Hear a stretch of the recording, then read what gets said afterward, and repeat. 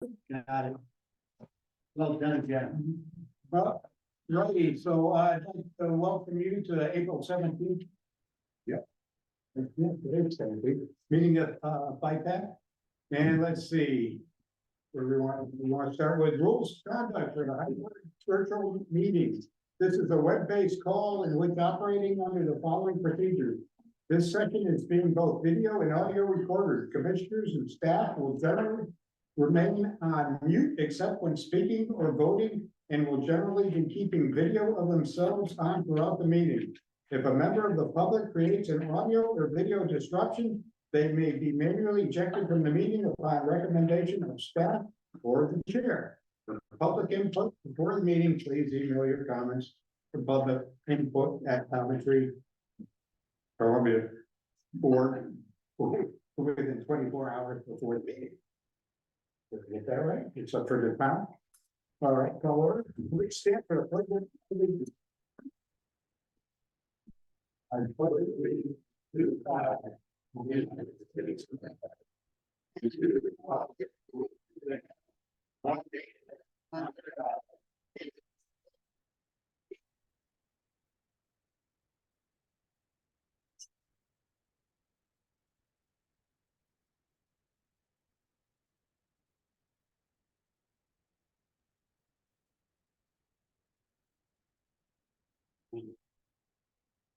All right.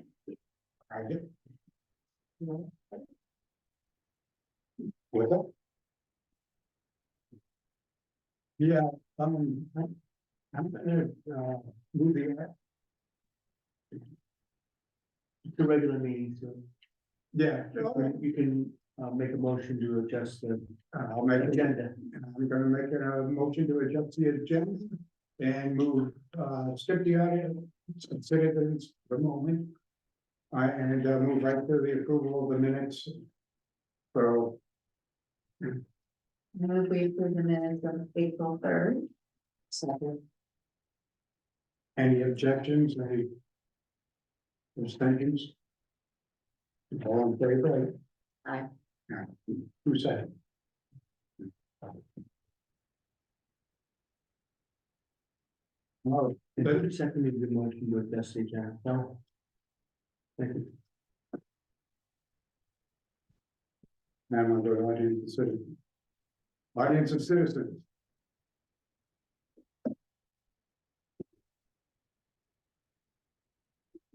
Vito, you could go there. Just for clarification purposes, being that I'm in two roles here as a citizen and a board ed member, I was just wondering if there's also an opportunity for board ed members to speak later, or do I have to say everything now?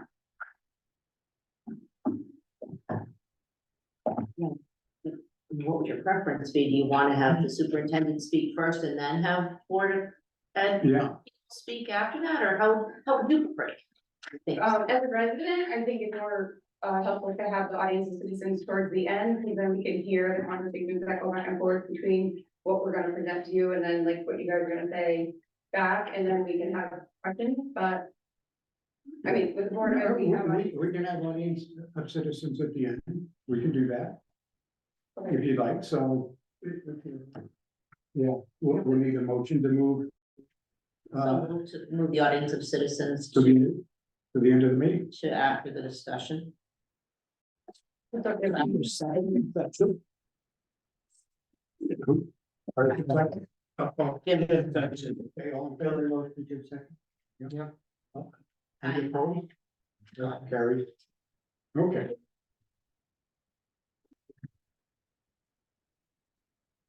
Barbara, I guess. It's up to you. Thank you for having me, again.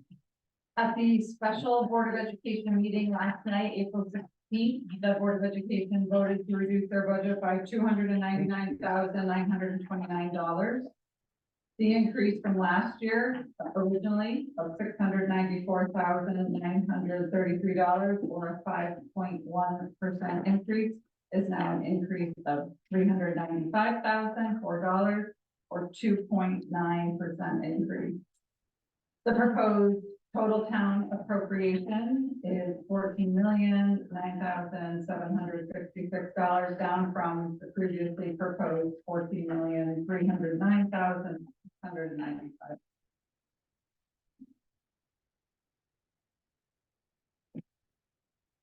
I asked Bev, is this, what's reflected in the budget you just gave us a few minutes ago? Yeah, can we have a question? Yeah, then, Bob. Go right ahead. Okay, Barbara. So this is the cut from what you requested previously, $300,000. Correct. What did you cut? So without getting into too many specifics, the majority of these cuts come from salaries and benefits.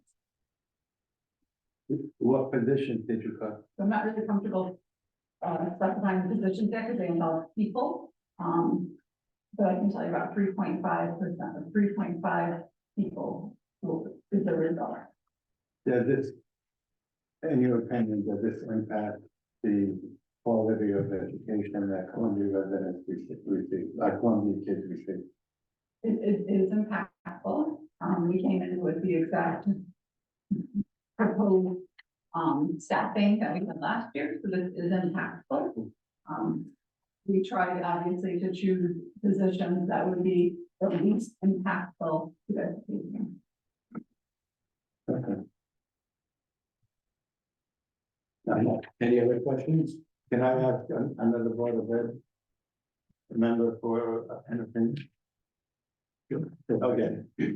Yes, could you please? So, yeah, I just wanted to add to that, ultimately, when we first proposed the budget, it was with no additional positions or increases, not increases monetarily, but to maintain the current budget or the current staffing and school budget that we had. I say budget lightly because budget is, right, there's a money dollar value to that, but when we proposed our budget to you a couple of weeks ago, that was to maintain what we currently have with no additions.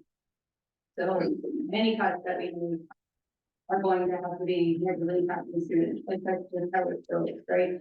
So one other thing that I wanted to also propose is, we've been asked year after year after year to make sure we come to you with no fluff. So we are doing that, so when we're asked to cut, we're being asked to cut positions or things that are gonna negatively impact the kids. We are trying to eliminate as much as we possibly can before we bring it to you out of good faith in saying that this is what we need, because this is what we have to do year after year. So I do find it hard that when we present you a budget and then you say to cut really a large number, it's really hard for us to figure out, like, well, what do you want us to do? Do you want us to come to you and we get with the intention that we can cut? Or do you want us to come to you with our bare bones budget? So one thing I was a little confused about a couple of weeks ago with the Board of Selectmen, they were asked to cut 75,000, the next week they were able to cut, and they were talking about things that they weren't even gonna do this year or next year.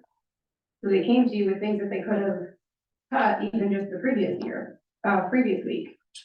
So I wanna know clear-headedly, as a Board of Ed member, what do you want? Do you want bare bones budget the first time?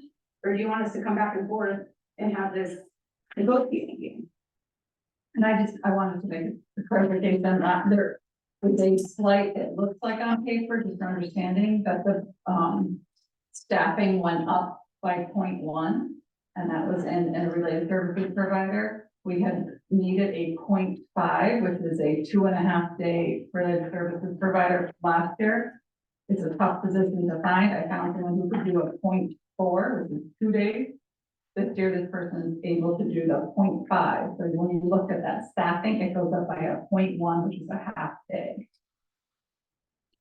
Okay, I have another question.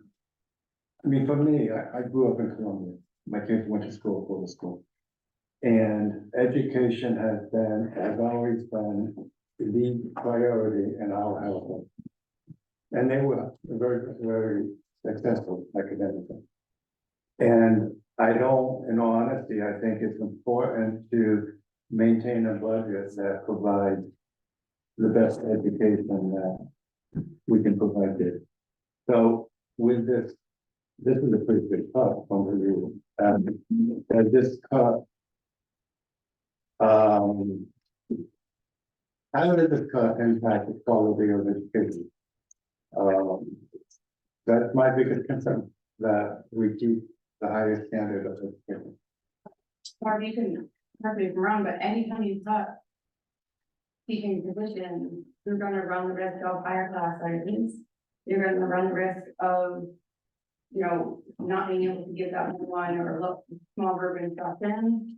I know that there was a FiPAC member a couple weeks ago that expressed concern about test scores.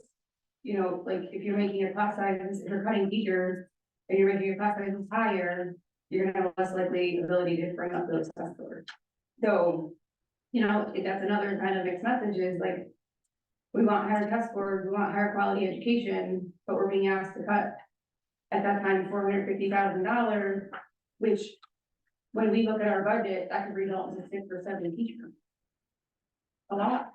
The other thing to consider too, with teaching, if you cut a position, the person who's filling that specific position doesn't necessarily mean that is the person who is getting cut. Because in teachers' contracts, seniority, certifications, higher dates, people are able to bump people. So you can cut a position and the person filling it potentially may have been here 10 years, which that person could bump another position if he or she is qualified. So then the position, sometimes if you cancel a position, you have to involve 2 people. So is it accurate to say that classroom size isn't going to change with these cuts? It is accurate to say as much as I know, I have not touched classroom sizes. I have tried to maintain small class sizes. And can I be 100% sure? No, but as I said, we're trying to go with what positions would affect the least amount of students versus the greater amount of students. Okay. Okay, time for somebody else. Go ahead, Jim. I have a comment and a couple questions. So my comment is coming from the Board of Ed, serving 8 years, working with Walt Buren, Maria Garrett, and yourself, 3 different supers. I wanted to express appreciation and that as a board member working with all of you and also as a taxpayer that we did very good work to avoid such fluff in our budget, and really we should appreciate and show gratitude to the budgets that we provide, knowing that they are real. My questions would be twofold. I guess 2. One would be, I mean, we're going through that with the state right now, right? So like a succession planning type of thing. There's going to be a big change in we're going to lose a bunch of people. So I'm guessing, knowing with bumping and whatnot, we're not laying off, we're just losing people. If you are cutting positions with bumping, like for the long-term health of the school, there could be some really young qualified teachers that we would like to have locked up. But those are the ones that go, right? And then and knowing how, and from what I remember a year ago, it's hard to get teachers right now, but if we have good ones, it is a big hurt to lose them, right? Correct. And then the other questions, I think you may have already answered it as far as class sizes go, but if they're not impacted, I was thinking back to those. I'm not going to the 2nd grade a couple of years ago, but it was a lot of parent involvement with the size of that class, and there was a number of, I don't know, I want to say they needed one-on-one pairs, whether it was unruly, whatever it might be. So I guess if the class sizes are not impacted, we're not going to be looking at, say, a larger class. It gets out of hand, and all of a sudden we have to hire back paras to handle with all the issues that we could otherwise have. But you're saying class sizes are. It's always a possibility that staff would have to be added back in Because we don't know who will be moving in next month, the month after. But right now, we've done the best we can to make a. But it won't be like that year with the large class and there was all that talk about being like 3 or 4 different pairs because there's. Okay. Well, that's good to know. Thank you. All right, hold on a second. Yes, Wait, that's two things that I wanted to say. name and, Oh, sorry. VTech 25 Samuel Hill Road. I first want to speak as a parent and a citizen, not as a Board of Ed member. But I have a student who's in 3rd grade. And I feel personally that any sort of cut that could happen would really affect her age group. And a few years ahead and possibly even behind. COVID has really impacted a lot of the students having to do the years of hybrid and my daughter, my oldest specifically is struggling with her math and English skills. And I'm nervous for her and for other students that are in similar positions for going to high school, a school like U.S. Smith, which is, you know, academically, they're a very good school, that the setback from COVID for a solid 2 years, I would say, is gonna affect her. I mean, I have her in tutoring and I can fortunately do that, but for the parents who can't, I feel like we're setting them up to fail. So I just wanted to mention that. The other thing that I did was I obtained some mill rates from the surrounding towns from 2021 up to 2024, and it fluctuates. But we're, you know, here in Columbia, we're doing pretty good. You know, I see a lot of the towns are a lot higher than us. There are some that are lower, but there's a lot of fluctuating, and we are certainly still, and I can pass them out to everybody if you want to see. We're still in the 20s in comparison to a lot of the surrounding towns who are in the 30s, some in the high 30s and even 40s. And this is a very desirable town. There's a lot of people coming to move here. There's a lot more children and families coming to move here. And, you know, we don't want taxes to go up for sure, but, you know, it may have to eventually happen to support our students academically. And we really need to, you know, continue to work together to facilitate that for the students and obviously for the people of this town. But I don't know if you'd be interested in taking a look at it. It's been a while, but. thank you very much for your comment. And we'll take a look at that. We've got no rates for all the towns. Things too, so we'll watch.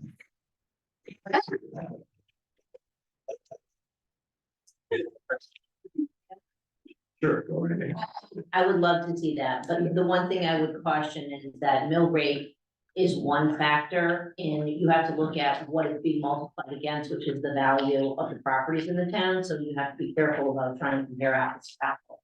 And make sure that you're looking at towns with similarly priced properties, so you're getting an accurate reflection of what the taxes are.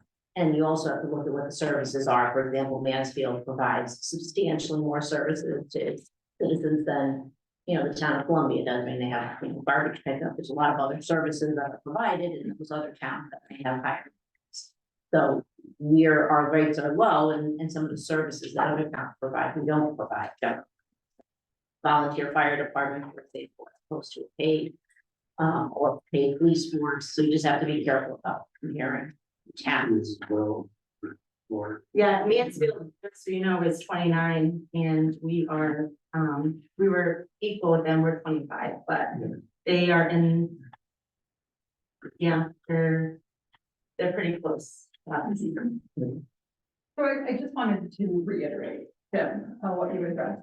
Last night at the Board of Education meeting, in our executive session, it lasted well over an hour to decide what.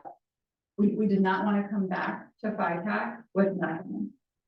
We did have folks who agreed we were already bare bone, but how could we come back with nothing when we were asking for $450,000?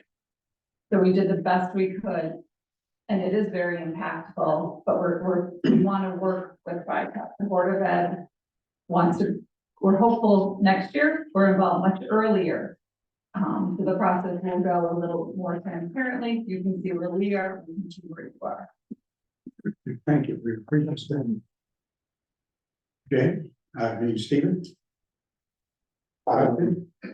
No, I think their Board of Ed is, you know, put the, hard work in, come up with a proposal.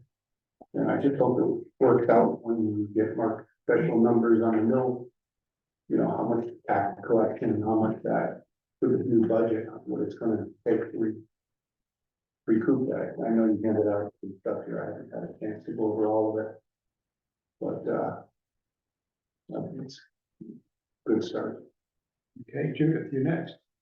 Well, I really appreciate the work that was put into this and I feel good about a sense of you joining with us to try to protect the taxpayers on the very impactful tax increase. So I appreciate that and just happy to hear that we think we'll be able to hold class size.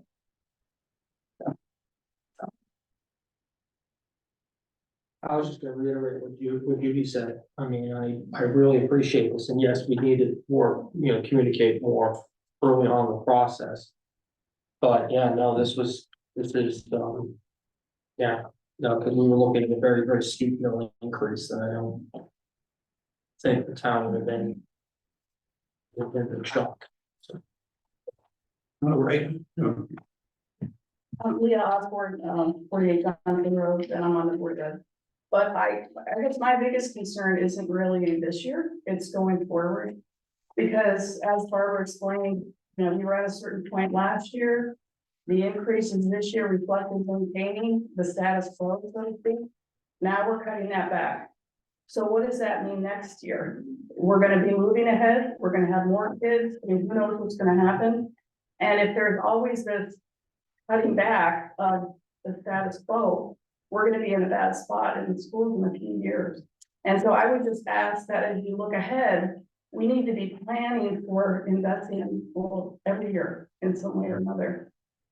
So maybe this isn't the year to do it, but now we're gonna be a step back, is the way I see it. I would also like to look forward, as to what, I mean, I wanna look back a little bit. But I think one of the things that we have struggled with is a little bit of opaqueness into how you, reach your budget conclusions. We don't really know what your numbers are, it's difficult for us, and it's just again, it's just, we don't know what is underneath that. And so it's difficult from our perspective to just hear, well, you just have to accept it. It is what it is, and we don't know necessarily what's going into the process. We don't know if it might be worth investing a small amount in an expert who can come in and look at the budget and assess, is there somewhere where there might be excess spending that you could readjust a little bit, and maybe even economize more. You may find that with different, you go through a lot of iterations. I see, one of the things that stood out to me that sort of bothered me a lot about the budget was last year when they said they couldn't cut anything. We didn't have enough to make any cuts last year. And then I see in this year's budget, there's a brand new line item for the speed or motor of 172,000. Somewhere, somehow in the budget that you couldn't cut, you found $172,000. I'm guessing that probably came out of something you had budgeted for salaries and you adjusted it into a professional services. I think when you explained that, Barbara, last 2 or 3 meetings ago, you said that you had to contract that out, you couldn't find an employee to do that. But I didn't see a reduction in the salary that was commensurate with 172,000. So again, it's hard for me to see random numbers that come up when we were told there was nowhere to cut, and yet you found 172,000. So that's why when I say we'd like to see a little bit more about what's going on and maybe consider whether there are some efficiency experts who can come in and look at the numbers and see if there is something that can be done to adjust it so that for future years, we're making sure that we're spending the right amount on the right things and not necessarily, I won't use the word wasting money, but we all look at our budgets and say, okay, could that money be better spent over here? Is there something we could do to adjust that? And that might be worth it. I think the town does that on a regular basis. They ask all their departments to do that, and maybe the school could do it at some point too.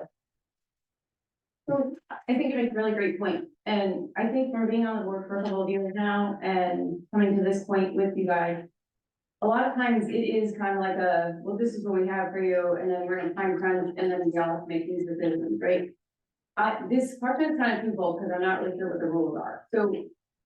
Like, is it feasible, like throughout the year, to have collaboration meetings between Board of Ed, Budget Committee maybe, and FiPAC, like, it's not official? I can address that. We've had a meeting with Barbara, some couple Right. members of finance Right, here, and we are gonna grow that, and there will be different members of finance moving through so that we develop a rapport yeah, I think.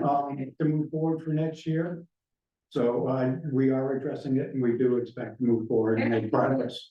For the report though, it's more of that understanding, like, we can kind of understand where you guys are coming from and where you have to meet your deadlines or your budget lines. And then you can understand like, what is a fix or what is not a fix, like, I do think that we're two, or a board and a committee that really do have a similar interest at minds, like, we are all looking for the end result to be. What is best for kids, what is best for residents, right? Like, and I do think that there is a common ground that we can come to. I just think that maybe we need to have more collaboration outside of these, like. We are going down that road, yes. Yes, we could do that in the fiscal policy. Right. They didn't happen to get a copy of anything like this, did they? Or did? Okay. All right. To Leah's point about looking ahead to the future. A couple of meetings ago, I think it was a tri-board meeting though, it wasn't by that. But if you looked at like a 4-year cohort of our current high schoolers, 9 through 12, about 154 kids. And if you look through 8, 7, 6, and 5th, going back in quarter, you're about 215 kids. Let's say 10 of those 215 go to tech and we don't pay tuition. That's still 205. So there's 50 kids, 3-4 years from now, 50 kids times 13 grand. Even if you go the lower route and say 900, because you go to Bolton, you're talking like 600 grand plus wage increases. So I mean, it's all fixed. You can't change that. So you have to, I mean, you do have to expect that there's gonna be big increases coming, if nothing else. There's still be massive increase. Okay. At this point, we can choose to accept what they put forward, or we can make adjustments to it. Does anybody would like to make an adjustment to what they propose? You can go up or down. But we'll give you a chance to put that motion forward or discussion.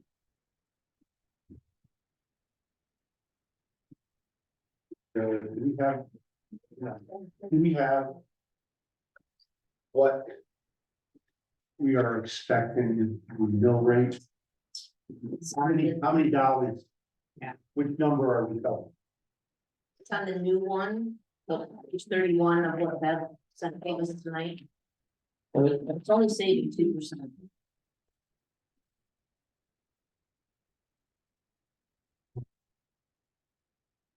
Yeah, we were gonna talk about the, Do we really want to accept the 290? So we're going down about half a mil.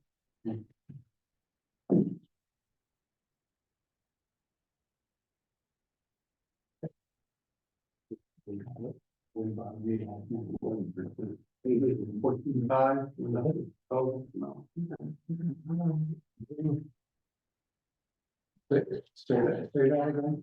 The proposed mill rate increase was 14.5 on the previous Yeah. proposal that Mark back here us. Yeah, it was 13. It's now 11 for most grade. That 337 to the 2.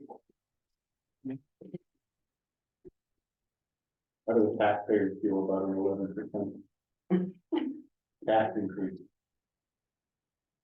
You know, We we have the numbers, and if your house is assessed at half a million dollars, it's $1,000 a year. It's a, these are big numbers for the citizens of the town. Go ahead, Stephen. So, believe me, I understand where you're coming from, okay? Unfortunately, I also understand the generational impact that this town has. 2 weeks ago, I overheard a conversation in the assessor's office with an elderly gentleman. He was talking about his taxes, how his house was assessed and everything. And when he walked away, I asked the assessor what his concern was. He lives in a house and he gets $16,000 a year of social security to live on. And he's worried about his taxes paying for his house. I have to take those people into account. This town is well over the age of 60 years old. Over 50% of them over the age of 60 years old. Many of them are on fixed income. So $1,000, although they've been in their childhood home, they have their property. But in some cases, it's going to force them to sell their home that they've worked hard to be in. So they can hopefully move somewhere in town. Probably not. We don't have the senior housing, and that's another issue that I'm working on. But the truth is, they can't afford a large tax increase. If it's $1,000, it's probably not $500,000, but even if it's $600 to $700 a year, it's a lot for them. So when FiPAC asked for these cuts, when it comes to the Board of Selectmen, I order them. I make them cut based on history, based on projection, based on doing work internally. When I get kickback from the departments that I'm looking to do, I'll make these cuts. We can't. I don't think we can. We have to. So we did. So in your argument, how we came up with that money, we found it. We'll have to cut back on some capital things to put it back in the budget so they can use it. But I'll make it work. I'll make it work. Okay? I have to look out for everybody, and the Board of Selectmen do. And FiPAC does, and I know the Board of Education looks out for everybody, but they look out for the kids, and I understand that's where you get the budget. But I gotta look out for everybody in this town, and this is a large increase, a large increase. And they'll vote on it. Hopefully, when you say you're not you don't project that class sizes will be any bigger.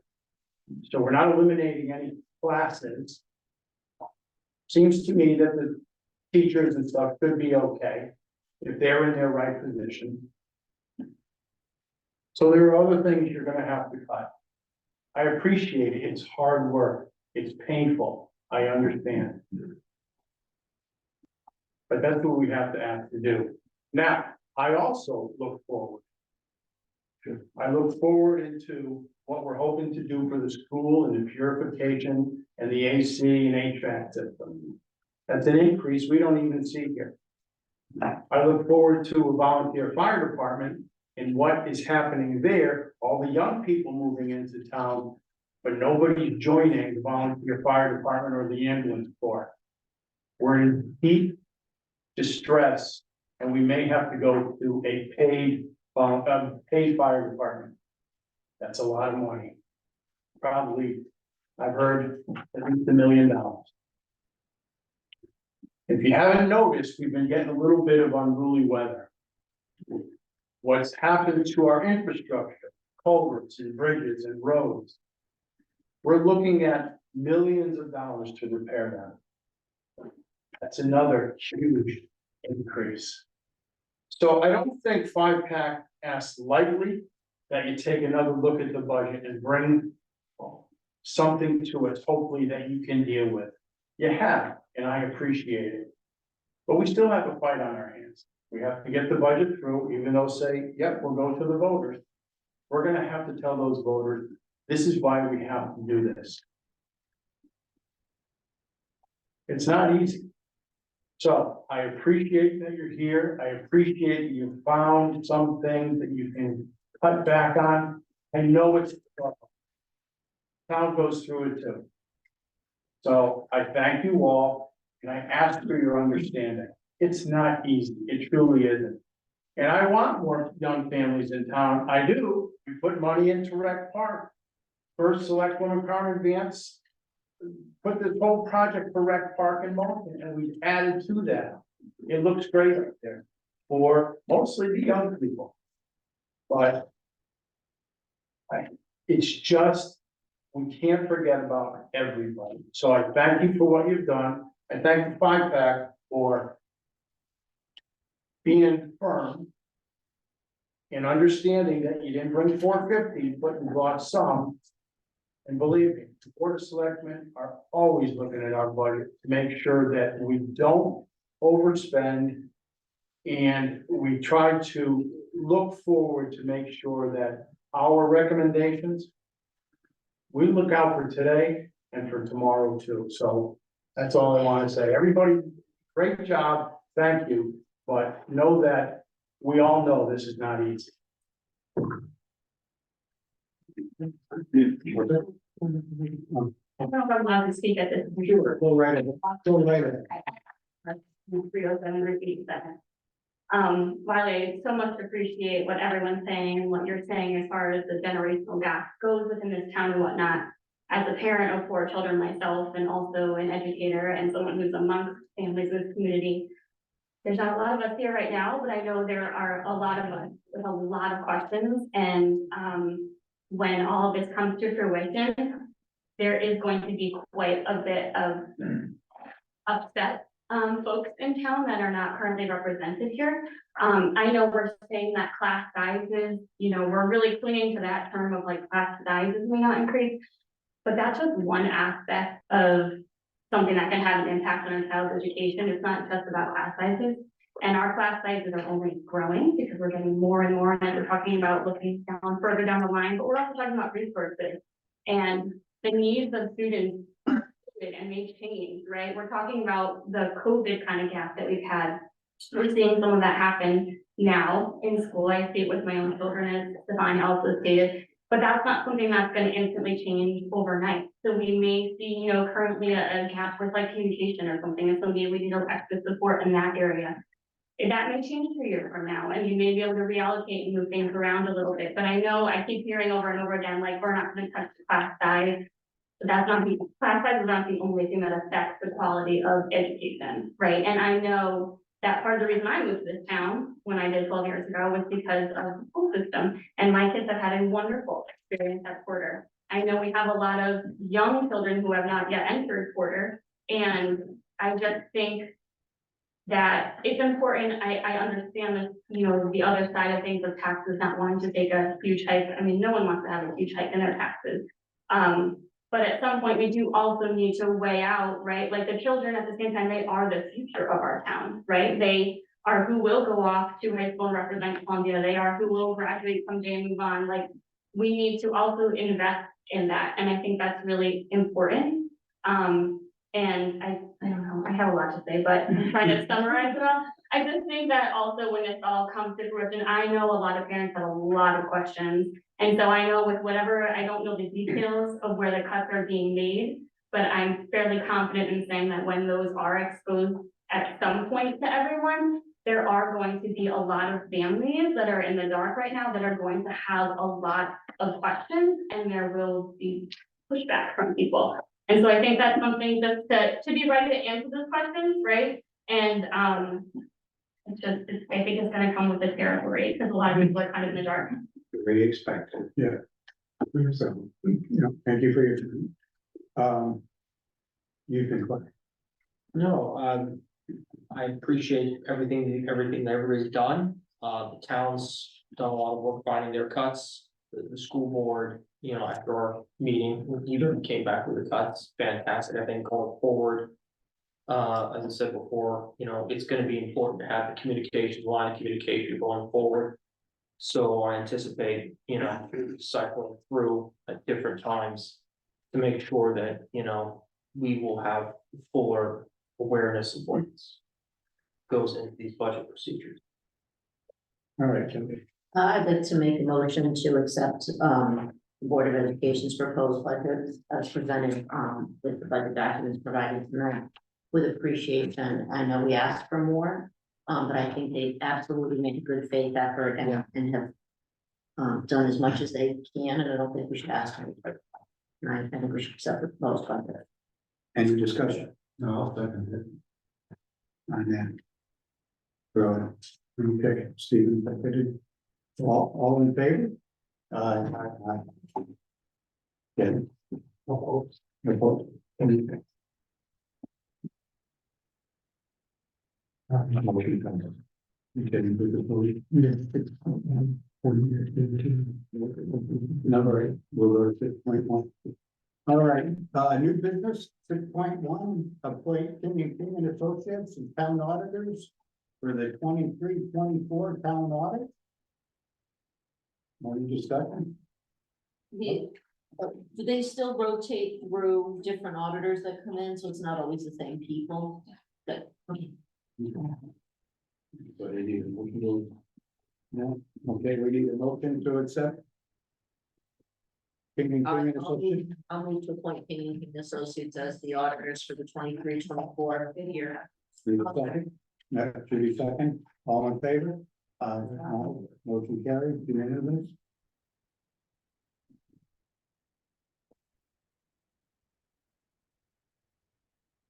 Okay, upcoming meetings, we need to do that? Sure. No? So, Do we need to discuss? no? No? Do we have to approve the audit, second question? We already did. Before the second. Yeah, I've already. You approved that last week. Right, like even if. Result, before we sign it after. I know the official vote will be after, but. Between now and the public hearing, we discuss the reading and. We'll have a meeting for them, but we will have one. If you could hear the public and then have a discussion on anything from lower to and then that information will be put in writing to the town for the town meeting, where we, what we're recommending. In the postcard, we send out after the public hearing. So our next meeting is. Next week. Public hearing is 24. The 24th. Okay. The 24th is the. Yeoman's Day. All right, so motion to adjourn. I will agree. Second. All in favor? Aye. Time to adjourn.